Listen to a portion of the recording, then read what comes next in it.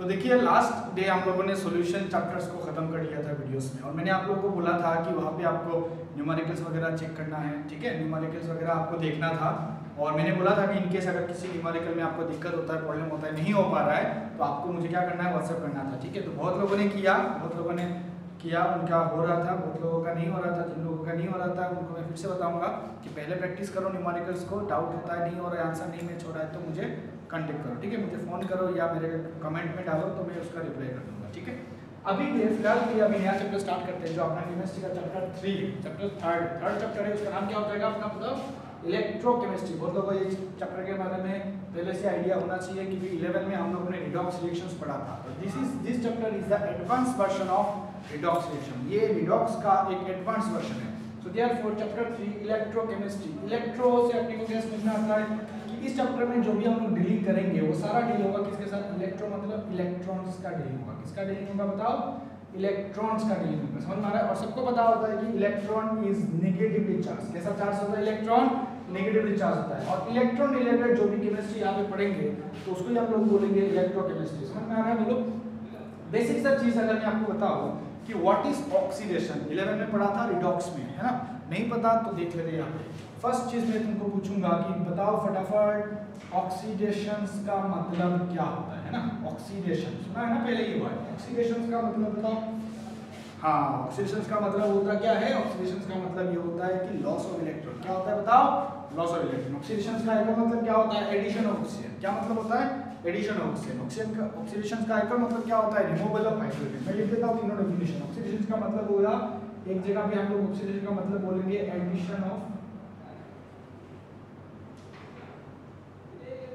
एक जगह पे क्या बोलेंगे, गेन ऑफ इलेक्ट्रॉन बोलेंगे, या फिर addition of, gain of oxygen लिख देते हैं, ठीक है, गेन ऑफ ऑक्सीजन। ऑक्सीडेशन का मतलब क्या हो जाएगा, गेन ऑफ ऑक्सीजन, है ना, या फिर हो सकता है कि removal of hydrogen. First definition अपने को मिला गेन ऑफ ऑक्सीजन। सेकंड अपने को क्या बोल सकते हैं कि रिमूवल ऑफ हाइड्रोजन। थर्ड अभी यहाँ पे हम लोग बोल सकते हैं कि लॉस ऑफ इलेक्ट्रॉन। क्या बोलेंगे यार, लॉस ऑफ इलेक्ट्रॉन। इस चैप्टर का नाम क्या है, इलेक्ट्रोकेमिस्ट्री। इलेक्ट्रोकेमिस्ट्री में अपने को इलेक्ट्रॉन के बारे में डील करना है। तो अगर अपने को इलेक्ट्रॉन के बारे में डील करना है तो ऑक्सीडेशन का मतलब हो जाएगा यहाँ पे लॉस ऑफ इलेक्ट्रॉन। मतलब इन दोनों डेफिनेशंस का अपने को यहाँ पे ज्यादा जरूरत नहीं पड़ने वाला। कौन सा डेफिनेशन का अपने को दिमाग में रखना पड़ेगा, ये वाला डेफिनेशन। क्या होता है ऑक्सीडेशन का मतलब, जब भी ऑक्सीडेशन बोलेंगे इस चैप्टर रिलेटेड, जब भी तुमको ऑक्सीडेशन मिलेगा तो दिमाग में फटाफट ये चीज आना चाहिए। क्या आना चाहिए, लॉस ऑफ इलेक्ट्रॉन। क्या आना चाहिए बोलो, लॉस ऑफ इलेक्ट्रॉन आना चाहिए। समझ में आ रहा है। नेक्स्ट बात करते हैं अपन लोग रिडक्शंस के बारे में। फटाफट देखो रिडक्शन। रिडक्शंस का मतलब क्या होगा, जो ऑक्सीडेशन में अपने को मिला उसका रिवर्स होना चाहिए, उसी को बोलेंगे ना रिडक्शंस। तो रिडक्शंस का अपने को फर्स्ट में क्या मिल गया बोलो बताओ। तो यहाँ पे होगा gain of hydrogen. Gain of क्या हो जाएगा बोलो, हाइड्रोजन। नेक्स्ट होगा क्या, रिमूवल ऑफ ऑक्सीजन।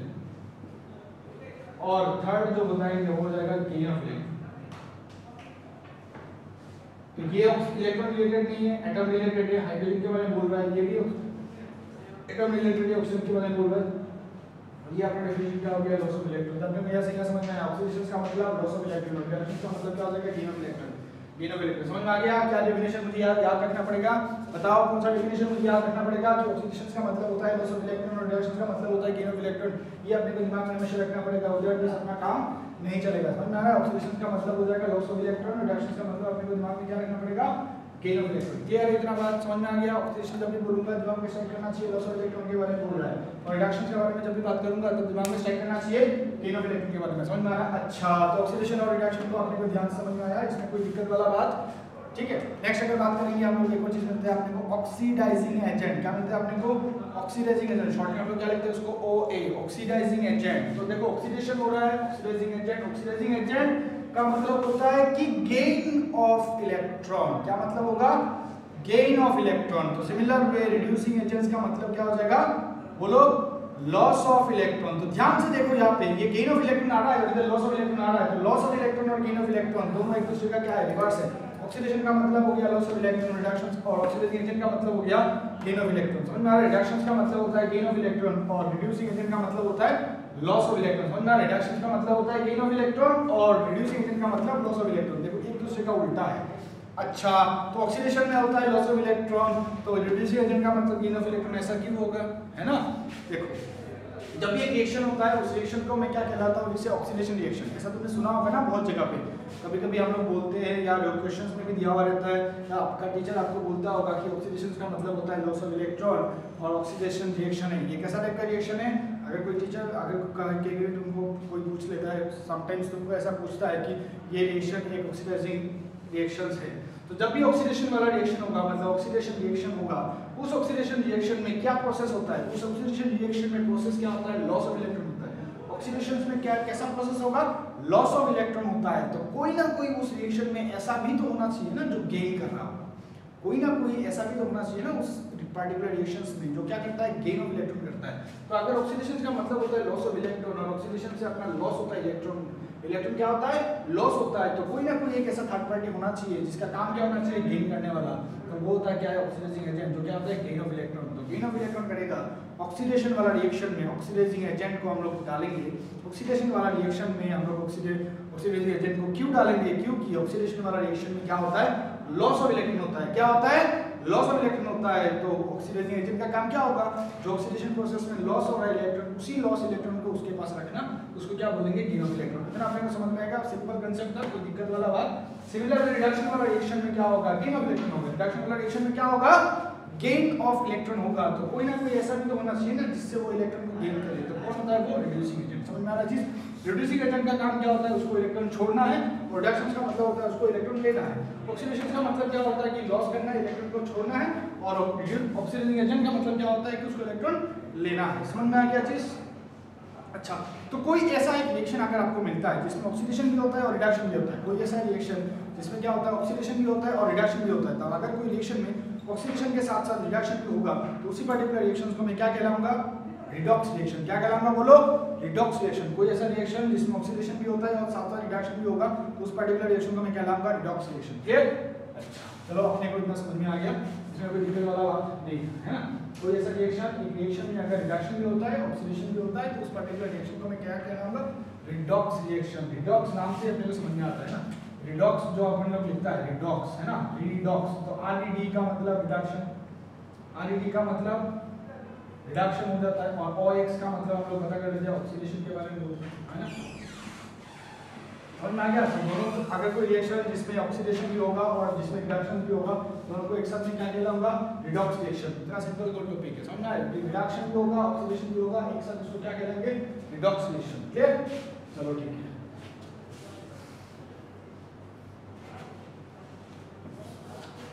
नेक्स्ट बात करते हैं अपन लोग, देखो अभी हम लोग बात करते हैं इलेक्ट्रोलाइटिक सेल्स के बारे में। किसके बारे में बात करते हैं, इलेक्ट्रोलाइटिक सेल्स के बारे में।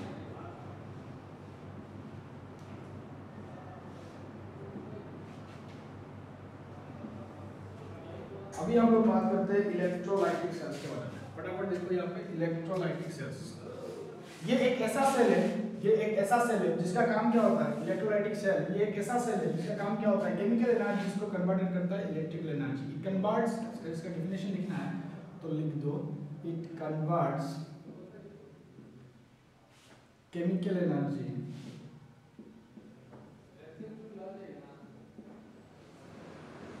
chemical energy, it converts chemical energy into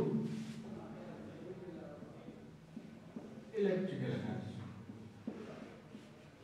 अगर शॉर्ट में आपको दिमाग में रखना है तो ऐसे रखना है, केमिकल एनर्जी को इलेक्ट्रिकल एनर्जी में कन्वर्ट करने वाला सेल को क्या कहलाते हैं हम लोग, chemical energy. It converts chemical energy into electrical energy, इस सेल को हम क्या कहेंगे, इलेक्ट्रोलाइटिक सेल। समझ में आ गया चीज। अच्छा, डेफिनेशन हो गया, अब इसका स्ट्रक्चर्स पता कर लेते हैं, ठीक है, उसका अरेंजमेंट कैसा होगा वो पता करते हैं, ठीक है। तो ऑब्वियस बात है कि सेल के बारे में बात करूंगा तो वहाँ पे कैथोड एनोड तो आना पड़ेगा। तो यहाँ पे देखो क्या बात है, तो कंटेनर पहले डिजाइन कर लेते हैं। कंटेनर हो गया, ये दूसरा कंटेनर हो गया, ये कंटेनर हो गया, ये दूसरा कंटेनर हो गया। इसमें हम लोगों ने रॉड डाल दिया, मेटल रॉड, है ना, जिसको हम लोग कहलाते हैं इलेक्ट्रोड, है ना। इसमें हम लोग ने मेटल रॉड डाल दिया जिसको हम लोग कहेंगे इलेक्ट्रोड, सही है। इसको हम लोग एक सॉल्यूशंस के अंदर डाला, उस सॉल्यूशन को कहलाएंगे इलेक्ट्रोलाइट्स। पता करेंगे ध्यान से, फटाफट लिख दो। ये वाला किधर कनेक्ट करते हैं, इसको भी कनेक्ट करते हैं हम लोग, ठीक है। और बीच में अपन लोग क्या करते हैं, सॉल्ट बीच को करते हैं,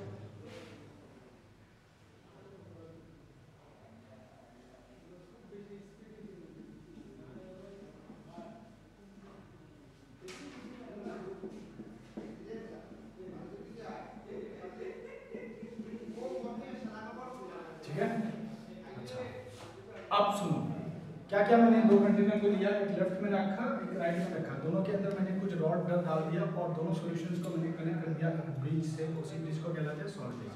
जैसे ये रॉड्स हो गए, इन रॉड्स को मैं क्या कहलाता हूँ, ये जो रॉड्स है ना इनको कहलाते हैं रॉड है, तो देखो हम लोग इसको इलेक्ट्रोड कहलाएंगे। क्या कहलाएंगे उसको? इलेक्ट्रोड, ELECTROD, ELECTROD, इलेक्ट्रोड कहलाएंगे, ठीक है। और ये सॉल्यूशंस होगा, जिस सॉल्यूशंस के अंदर हम लोग ने इस मेटल पीस को रखा है वो सॉल्यूशन कहलाते हैं इलेक्ट्रोलाइट्स।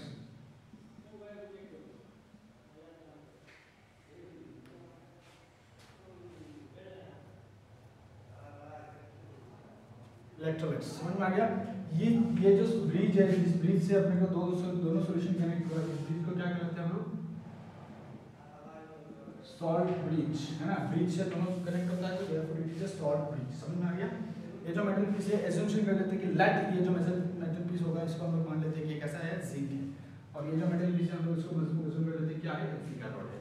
सॉल्यूशंस मान लेते हैं हम लोग SO4 सॉल्यूशन है ना, SO4 सॉल्यूशंस है, इसको मान लेते हैं हम लोग SO4 सॉल्यूशंस है। समझ में आ गया? तो अपने को इलेक्ट्रोलाइट समझ में आ गया, इलेक्ट्रोड समझ में आ गया, सॉल्ट ब्रिज अपने को समझ में आ गया, ठीक है। मतलब ऐसा अरेंजमेंट होता है। लेफ्ट साइड वाले को हम लोग एज्यूम करते हैं कि ये क्या है, एनोड है, और राइट साइड वाले को हम लोग एज्यूम करते हैं कि ये क्या है, कैथोड। समझ में आ गया? Anode and cathode. Left side वाले को एनोड और कैथोड अपने को समझ में आ गया। एनोड कैथोड के बारे में क्लियर? अच्छा, एनोड डाल दिया, कैथोड डाल दिया। अब इसमें क्या चीज होता है और इसमें क्या चीज होता है, कैसे अपने को सेल से फिजिकल एनर्जी, और ये जो सेल है वो सेल का काम क्या होता है, heat converts chemical energy into electrical energy. मतलब कोई एक सेल जो सेल क्या करता है, केमिकल एनर्जी को इलेक्ट्रिकल एनर्जी में कन्वर्ट करता है, उसी सेल का ये स्ट्रक्चर है। जिसमें क्या होता है, ये लेफ्ट वाला कंटेनर एक होगा, एक राइट वाला कंटेनर होगा। लेफ्ट वाला कंटेनर को हम लोग कहलाएंगे एनोड और राइट वाला कंटेनर को हम लोग कहलाएंगे कैथोड। लेफ्ट वाला कंटेनर पे दो मेटल पीस को डिप करके रखा हुआ है, राइट में भी दो मेटल पीस को हम लोगों ने डिप करके रखा है। जो लेफ्ट वाला है उनको हम लोग क्या कहते हैं, इलेक्ट्रोड। जो राइट वाला है, जो नेट वाला मेटल पीस है उसको इलेक्ट्रोड, और राइट वाले को हम लोग क्या कहते हैं, इलेक्ट्रोड। जो सॉल्यूशंस के अंदर हम लोगों ने मेटल पीस को डाल के रखा, वो सॉल्यूशन को क्या कहलाते हैं, इलेक्ट्रोड। दोनों सॉल्यूशंस को कनेक्ट करने वाला जो ब्रिज है, उस ब्रिज को कहलाते हैं हम लोग सॉल्ट ब्रिज। एजम्पशन ऐसा है कि ये जो मेटल पीस है, मैंने एज्यूम किया जिंक। जरूरी नहीं है कि वो जिंक हो, वो कुछ और भी हो सकता है, जैसे कि निकल हो सकता है, प्लेटिनियम हो सकता है, या फिर आपका स्कैंडियम, मैंगनीज, ये सब हो सकते हैं ना। या फिर मैंने दोनों एज्यूम किया, ये आप एज्यूम कर सकते हो अपने हिसाब से। सॉल्यूशंस के अंदर मैंने सॉल्यूशन जो इलेक्ट्रोलाइट सॉल्यूशंस है उनको हम लोग क्या कहलाएंगे, उनको वो मैंने यहाँ पे एज्यूम कर लिया SO4। ऐसा जरूरी नहीं कि हमेशा SO4 हो, ये कुछ और भी हो सकता है, ठीक है। अच्छा, लेफ्ट साइड वाला जो एनोड है उसमें क्या होता है, हमेशा ऑक्सीडेशन। क्या होता है, ऑक्सीडेशन। क्या होगा, बोलो बोलो बोलो बोलो, ऑक्सीडेशन होगा। राइट साइड वाले में क्या होगा, हमेशा रिडक्शन। समझ में आ गया? लेफ्ट वाला एनोड है, ऑक्सीडेशन होता है, राइट वाला कैथोड है, उसमें क्या होता है, रिडक्शन। याद रखने के लिए मैं बोलता हूं ANO थर्ड पोजीशन में आ रहा है, यहाँ पे O कहां पे आ रहा है, फिफ्थ में। तो याद रखना हमेशा कि एनोड में O पहले आ रहा है, तो देयरफॉर यहाँ पे ऑक्सीडेशन होगा। याद करने के लिए बोल रहा हूं, वैसे एग्जाम में लिखेगा तो 0 मिलेगा। समझ में आ रहा है क्या बोला? याद रखने के लिए बोल रहा हूं, एनोड में ऑक्सीडेशन और कैथोड में रिडक्शन। तो ऑक्सीडेशन में मैंने कुछ देर पहले ही बोला था कि ऑक्सीडेशन में क्या होता है, लॉस ऑफ इलेक्ट्रॉन। क्या होता है यार, लॉस ऑफ इलेक्ट्रॉन होता है। और रिडक्शन में क्या होता है, गेन ऑफ इलेक्ट्रॉन। तो अगर ऑक्सीडेशन में लॉस ऑफ इलेक्ट्रॉन होगा तो ये जो मेटल पीस है, ये मेटल पीस से इलेक्ट्रॉन क्या हो रहा है, निकल रहा है। इस मेटल पीस से क्या हो रहा है, इलेक्ट्रॉन निकल के सॉल्यूशन में पहुंच रहा है ना। लॉस ऑफ इलेक्ट्रॉन हो रहा है, और सेम टाइम में उसी टाइम में कैथोड क्या कर रहा है, गेन ऑफ इलेक्ट्रॉन कर रहा है। मतलब यहाँ से इलेक्ट्रॉन निकल के ये सॉल्ट ब्रिज होके इधर होके फिर इसमें जाके चिपक रहा है ना। तो यहाँ पे गेन ऑफ इलेक्ट्रॉन हो रहा है, तो ऑक्सीडेशन रिडक्शन। तो इलेक्ट्रॉन का मूवमेंट अपने को समझ में आ गया ना कि इलेक्ट्रॉन का मूवमेंट क्या हो रहा है, लेफ्ट वाले से राइट वाला, मतलब कैथोड वाले से एनोड में जा रहा है। तो इलेक्ट्रॉन का डायरेक्शन, जिस भी डायरेक्शन में इलेक्ट्रॉन का डायरेक्शन होगा, जिस भी डायरेक्शन में इलेक्ट्रॉन मूवमेंट करेगा, उसका जो अपोजिट डायरेक्शन होगा वहां पे अपने को करंट मिलेगा। और वो करंट कैसा होगा, कन्वेंशनल करंट। कन्वेंशनल करंट होगा। कैसा करंट होगा, कन्वेंशनल करंट। समझ में आ गया? करंट का डायरेक्शन अपने को पता चल गया। जिस डायरेक्शन में इलेक्ट्रॉन मूवमेंट करता है उसी डायरेक्शंस के ऑपोजिट वाला डायरेक्शंस में इलेक्ट्रॉन का मूवमेंट होगा, तो उसका हम क्या कहलाएंगे, कन्वेंशनल करंट, है ना।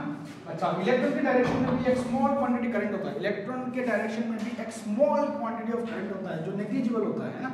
उस करंट को हम लोग कहलाते हैं इलेक्ट्रॉनिक करंट। क्या कहलाएंगे उसको हम लोग, इलेक्ट्रॉनिक करंट। समझ में आ गया? और इलेक्ट्रॉन के डायरेक्शंस के ऑपोजिट वाला डायरेक्शन में जो करंट होगा उसको हम लोग क्या कहेंगे, कन्वेंशनल करंट। जैसे कि अपना लाइट बल्ब फैन ये वगैरह जो चलता है वो कैसे, किस करंट की वजह से चलता है, कन्वेंशनल करंट की वजह से। समझ में आ गया? एनोड हो गया, ऑक्सीजन कैथोड हो गया, ऑक्सीडेशन हो गया, रिडक्शन हो गया। अपने को यहाँ पे सिंपल कंसेप्ट है, अपने को यहाँ पे सारा कुछ समझ में आया? इसमें कोई टेंशन लेने वाला बात नहीं है, ठीक है ना? अच्छा, तो आपने कोई इतना अगर समझ में आ गया तो इसके बाद आप बात करेंगे तो ये जो टर्मिनल होगा एनोड का वो क्या होगा? Negative terminal. नेगेटिव टर्मिनल क्यों हो रहा है? क्योंकि इलेक्ट्रॉन लॉस हो रहा है। ऐसा मत सोचो कि इलेक्ट्रॉन लॉस हो रहा है तो पॉजिटिव होना चाहिए, ऐसा नहीं है। यहाँ पे इलेक्ट्रॉन लॉस हो रहा है ना, माइनस हो रहा है तो देयरफॉर नेगेटिव। यहाँ पे इलेक्ट्रॉन प्लस हो रहा है तो therefore it is positive terminal. समझ में आ गया? Anode oxidation negative, cathode reduction positive. और ये एनोड हमेशा क्या होता है? लेफ्ट साइड में होता है। कैसा होता है? लेफ्ट साइड में होता है। कैथोड हमेशा क्या होता है? Right side. समझ में आ रहा है? तो इलेक्ट्रॉन यहाँ से निकला, इलेक्ट्रॉन यहाँ पे निकल के उसको कोई भी एक मूवमेंट से कोई भी एक कनेक्टेड होगा तभी तो वो जाके इसमें पहुंचेगा ना यार। इसमें पहुंचने वाला बंदा जो ब्रिज उसको पहुंचाता है इलेक्ट्रॉन को इस डायरेक्ट, यहाँ से इलेक्ट्रॉन का वहां पे पहुंचाएगा, वो जो ब्रिज के तो पहुंचता है तो उसका काम क्या होता है? Salt bridge. तो अगर मैं तुमको पूछूं कि व्हाट इज सॉल्ट ब्रिज तो तुमको आंसर क्या देना है कि salt bridge is nothing but it is a connection between the cathode and the anode. ये एक ब्रिज है, it's a bridge which connects cathode and anode, है ना, and helps in the movement of electron. मतलब salt bridge it is a bridge which connect anode and cathode and helps in the movement of electron. इतना simple definition. इसको अगर मैं याद रखने के लिए बोलूँ तो याद ऐसे रखना आप लोग कि लोन LOAN लोन लेते हैं ना बैंक से, ऐसे याद रखना। L for left है ना, O for oxidation, A for anode और N for negative है। तो याद रखना लोन लेने वाला चीज लेफ्ट ऑक्सीडेशन एनोड नेगेटिव, है ना। इसको याद रखना है अपने को RRCP, है ना। अगर आपको ये याद रहता है तो ये आराम से याद रहेगा। RRCP का मतलब right reduction cathode positive. Simple है, बोलो समझ में आया? अच्छा, तो यहाँ पे एक रिएक्शन देखते हैं फटाफट। तो जिंक से इलेक्ट्रॉन रिमूव हो रहा है और Fe में जाके इलेक्ट्रॉन घुस रहा है। तो इलेक्ट्रॉन का तो ऐसा जरूरी नहीं है ना कि जिंक का इलेक्ट्रॉन है, ऐसा तो कोई नहीं बोल सकता। ये Fe का इलेक्ट्रॉन है ऐसा भी नहीं बोल सकता। मतलब इलेक्ट्रॉन में कभी भी ऊपर उसके दिमाग के ऊपर ऐसा, सर के ऊपर ऐसा लिखा हुआ नहीं रहता कि वो जिंक का है या Fe का है या कैल्शियम का है या मैग्नीशियम का है, ऐसे कभी भी लिखा नहीं होता। लेकिन यहाँ से एक चीज तो पता है अपने को कि यहाँ से इलेक्ट्रॉन क्या हो रहा है? रिड्यूस हो रहा है, कम हो रहा है ना। तो जिंक चेंज कैसे होगा? Zn2 प्लस में, क्योंकि इलेक्ट्रॉन लॉस हो रहा है। तो जिंक Zn2 प्लस में जा रहा है तो जिंक लॉस ऑफ इलेक्ट्रॉन, दो इलेक्ट्रॉन को लॉस करेगा तभी वो Zn2 प्लस में जाएगा। समझ में आ रहा है? तो zinc is changes to Zn2 plus. Zinc valence है, यहाँ पे प्लस है, ये 0 है, तो उसको बैलेंस करने के लिए हम लोग यहाँ पे क्या करते हैं? 2 इलेक्ट्रॉन्स को ऐड कर देते हैं, क्योंकि 1 इलेक्ट्रॉन गिव्स मी -1 चार्ज, तो 2 इलेक्ट्रॉन गिव्स मी -2। क्लियर? अच्छा, तो अपने को समझ में आ गया। तो Fe क्या करेगा? गेन करेगा। मतलब Fe2 plus is changes to Fe, है ना। 2 प्लस है तो गेन 2 इलेक्ट्रॉन को किया। समझ में आ गया? तो ये वाला जो रिएक्शन है वो इस पूरे सेल का हाफ पार्ट का रिएक्शन है। ये पूरे सेल का क्या है? हाफ पार्ट का रिएक्शन है। और ये जो रिएक्शन है ये पूरे सेल का दूसरा हाफ पार्ट का रिएक्शन है। तो मतलब इसको मैं क्या कहलाता हूँ? इन दोनों रिएक्शन को मैं क्या कह सकता हूँ? Half cell reaction. Half cell reaction मतलब ये जो रिएक्शन है इस सेल का हाफ पार्ट का रिएक्शन है और ये जो रिएक्शन है दूसरे हाफ पार्ट का रिएक्शन है। तो दो हाफ सेल रिएक्शन को अगर मैं ऐड करूंगा एक साथ तो मुझे क्या मिलेगा? Net cell reaction. समझ में आ गया? इस पर्टिकुलर रिएक्शन को क्या कहते हैं हम लोग? Half cell reaction. इसको क्या हम क्या करेंगे? Half cell reaction. दोनों को अगर ऐड करेंगे तो देखो कैसे होगा। Zn changes to Zn2 plus 2 electron, है ना। और वहाँ पे देखो कैसा है? Fe2 plus 2 electron changes to Fe। अगर ऐसा है 2 इलेक्ट्रॉन छम तो मुझे यहाँ पे क्या मिल गया? Zn plus 2Fe plus Zn2 plus Fe। ये जो रिएक्शन मिला मुझे इस पर्टिकुलर सेल में जहाँ पे जिंक एंड Fe का इलेक्ट्रॉन होगा उस पर्टिकुलर सेल का ये कैसा है? नेट सेल रिएक्शन या फिर फुल सेल रिएक्शन या फिर टोटल रिएक्शन, ऐसा भी हम लोग बोल सकते हैं। तो इस सेल का काम क्या होता है कि इलेक्ट्रॉन एनोड से कैथोड में मूवमेंट करेगा, अपोजिट साइड में करंट का डायरेक्शन होगा। इस सेल का काम क्या होता है कि ये एक सेल है जिस सेल का काम क्या होता है? केमिकल एनर्जी को किसमें कन्वर्ट करता है? इलेक्ट्रिकल एनर्जी में। तो जो भी सेल केमिकल एनर्जी को इलेक्ट्रिकल एनर्जी में कन्वर्ट करेगा उसी सेल को मैं क्या कहलाऊंगा? बोलो उसी सेल को मैं क्या कहलाऊंगा? Electrolytic cell. समझ में आ गया? ये एनोड हो गया, कैथोड हो गया, सारा आपको पता चल गया। अभी क्या करना है? उसको रिवाइज करना है, बुक निकाल के, एनसीईआरटी बुक निकाल के इसके बारे में थोड़ा डिस्कस करना है। इनकेस अगर इसमें कुछ डाउट वगैरह होता है तो बताओ, नेक्स्ट वीडियो में हम लोग इसको कंटिन्यू करेंगे और बहुत कुछ जानेंगे। तब तक के लिए प्रैक्टिस करते हैं।